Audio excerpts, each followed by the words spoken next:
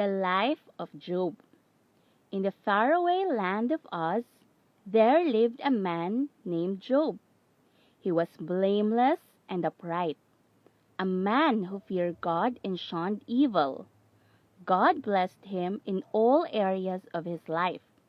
He had 7 sons and 3 daughters. He owned thousands of sheep, camels, donkeys, and oxen.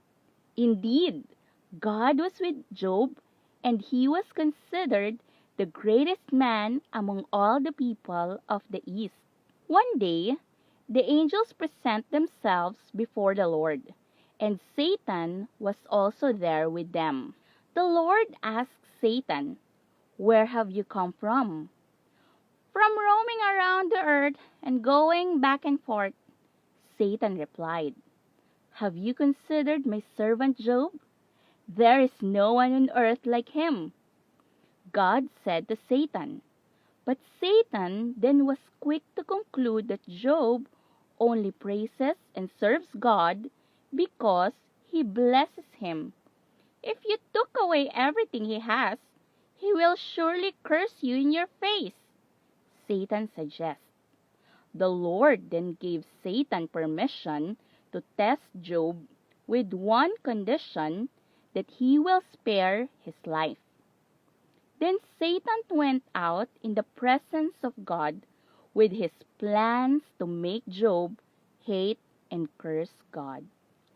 One day, when Job was enjoying his life, a messenger came and brought a devastating news. The oxen were plowing and the donkeys were grazing. Suddenly, the Sabians attacked. They cut all the servants to the sword, and I am the only one who escaped to tell you." While the servant is still speaking, another messenger came, scared and terrified. "The fire of God fell from the sky and burned up the sheep and servants. I am the only one who escaped to tell you." While he was still speaking, another messenger came and said, "The Chaldeans formed 3 raiding parties and swept down on all your camels and carried them off. They also put all your servants to the sword. I am the only one who escaped to tell you." While he was still speaking, another messenger came, full of sweat and catching his breath. He said, "Your sons and daughters were feasting and drinking wine at your eldest son's house, when suddenly a mighty wind swept and struck the house. It collapsed to them, and they are all dead. I am the only one who survived to tell you."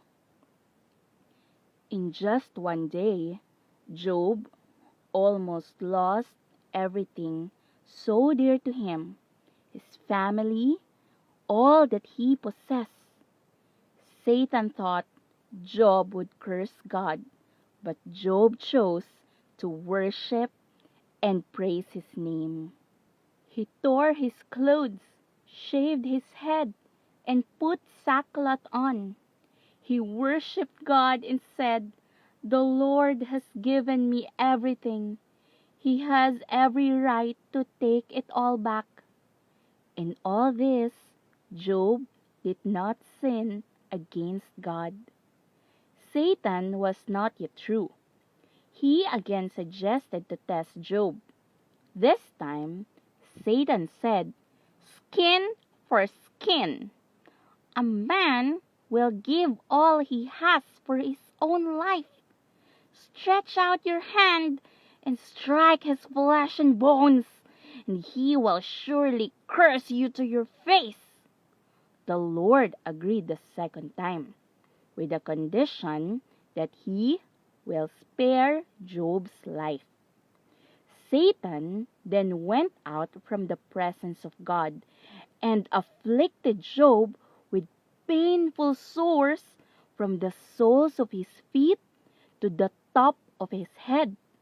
It was so painful that Job took a piece of pottery to scrape himself with it as he sat among the ashes.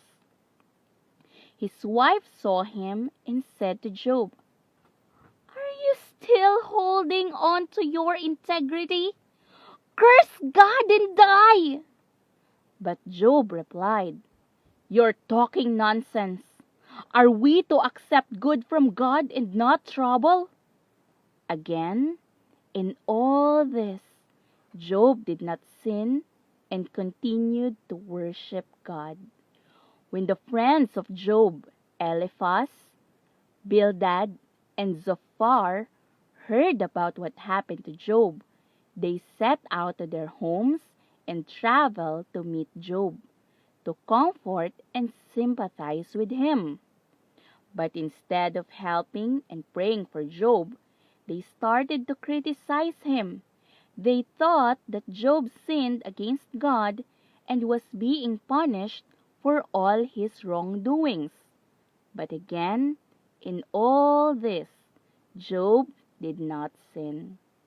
But then, Job started to lose heart.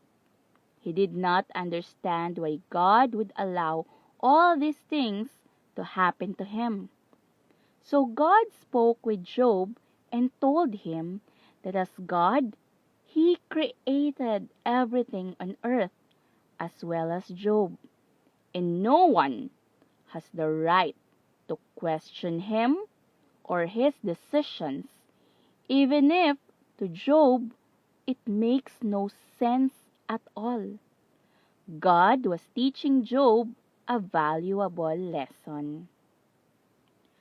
After God said all these things to Job, He then confronted the friends of Job, as they did not spoken of what is right.